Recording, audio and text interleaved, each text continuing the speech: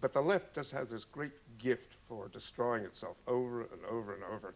There's no other explanation for why a few rich people do keep controlling the world and the poor people can never get together. But the left, as the leaders, presumably, of the poor, do have this absolute tropism toward self-destruction, and political correctness will be one more form of it. You did say once that you thought the demise of the Democratic Party in America was due to an infiltration some years ago when the Republicans sent all their most talented people into the Democratic Party to ruin it from within. Well, I said that back at the time of Goldwater, the Republicans said themselves, we're in terrible trouble. You know, they're going to find they're close to us, they're getting on to us. We've just got to send, exactly what you said, we've got to send a few of our best people into the Democratic Party and get them to run it, serve as undercover people all these years. Well, I think they did, and I think they succeeded. Look at the results. Carter, Mondale, Dukakis. Dukakis was obviously the ace in their sleeve. I think he was a victim, not a malefactor, but you know, anyone who picked, any party that picked Dukakis to run in America obviously knows very little about Texas. In his review of your book, Salman Rushdie said that, you know, you've read about controlling the mind of America, the mind of the CIA.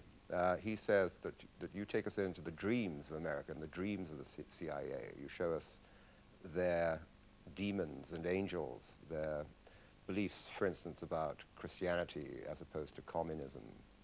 Do you feel that it's representative of American thought, a condensed kind of American thought, or do you think it's right out on the fringe, the CIA ideology or the CIA demonology? Well, you know, WASPs are notorious for not talking about anything that's close to them, which is one reason why they're so hard to write about. You know, they do have the good sense to keep themselves well concealed. But, you know, over the course of a long life, you do get to know them a little bit, piece by piece. And I think it's basic. I think one of the fundamental notion of the war against communism was not only that it was Christians against communists, but that most WASPs felt a great unease. As the more serious they were as Christians, the more nervous they felt about communism, because they felt, my God, what if they're right? You see, maybe that's what we're supposed to do. We're supposed to take care of everyone and not enrich ourselves. It's the second half of Christianity, that enormous capacity to enrich themselves, had them a little worried. And so for that reason, I think there was a tendency never to be able to see communism straight. There's always to see it as more powerful, more devious, more effective, more efficient than it ever really was.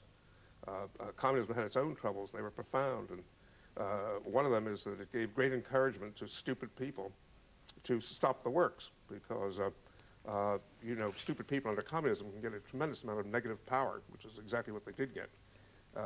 But good Christians couldn't see it that way. They saw it as, we really have to believe in Christ even harder in order to defeat those communists, because secretly they've got something, and that's very close to Christ, and we've got to fight it. Now, this was never stated openly, but I think there's no other explanation for the behavior of American leaders, those who were not cynics, unless you assume that this was a powerful part of it. So there was some inherent humility in communism that was Christian. Yes, yes. Whereas Americans got too rich and became plutocratic. Yes, you know, the rich are swine. That was what these good Christians were facing all the time. Why are we on the side of the swine? So that aided them. Now that communism has disappeared as an enemy, this is a much asked question, of course, what will America do for an enemy? What will the dream life of America fix on as its next demon? Well, they're in a lot of trouble. Americans have always needed an enemy. You know, it's part of our, after all, America started, the people who moved to America, who emigrated there, went there with the idea in mind, finally, that they were escaping the enemy. And they brought that over in the gene stream. So we've always had an enemy. I don't know what form it's going to take. I can see a war starting within capitalism itself, because there is a fundamental dichotomy there. You can go back to Adam Smith and the notion that a good society came out of good workers making good products and competing in an honest market, and that let the best man win. Now, that notion, which was bore as much relevance to the facts as Marx's scheme for how the proletariat would take power, nonetheless is a dream within capitalism itself. There's no question in my mind that a factory that turns out a good product has slightly happier workers than a factory that turns out sleaze. And so it's almost, you could extend to say it's a form of spiritual ecology involved. After all, and you can get even literal about it, after all, the worst factories turn out these damn plastic cups. You see, that litter the landscape. You have a thing about plastic. Oh, I do. Well, it comes, there's where the conservative comes in, and left conservative. It wasn't made out of nature. It was made out of man's vanity and man's greed to make a profit that he doesn't deserve, which is, at the heart of greed. For my generation of writers, I think in England and in America, you were the first American writer that one had to wrestle with. You were the first American writer who stepped out of his study and became a figure. You were just as present to us as your books.